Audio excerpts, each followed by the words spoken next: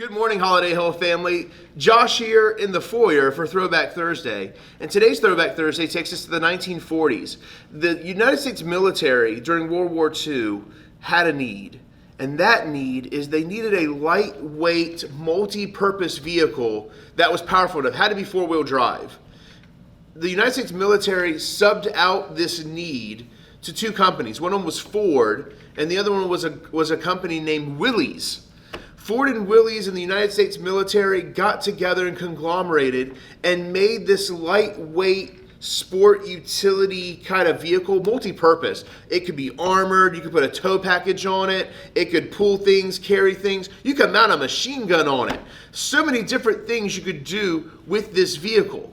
And it was a conglomeration, and they introduced it into the United States military in the 1940s. But what do you call it?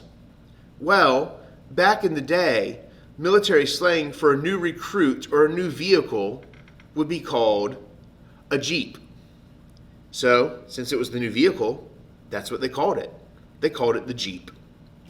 And the name kind of stuck with that particular vehicle.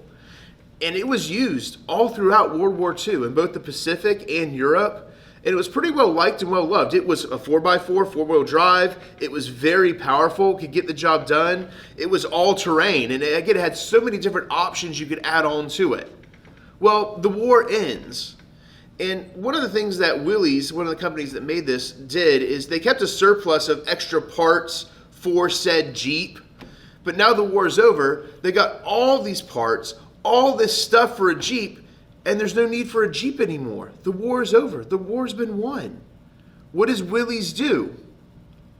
They had an idea. And the idea was, what if we converted the Jeep for civilian use?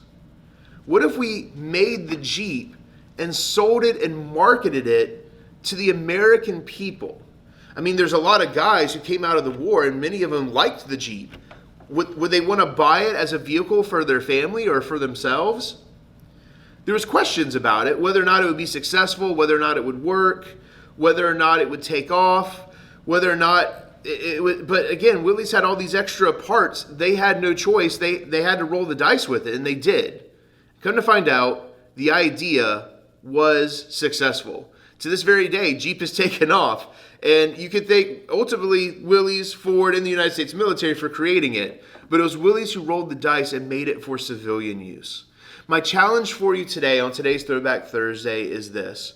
What are things that you have that you can turn into something great? What are talents, treasure, time that you have that we can turn around and use for God's glory and use for the benefit of others and for mankind? Things to consider today.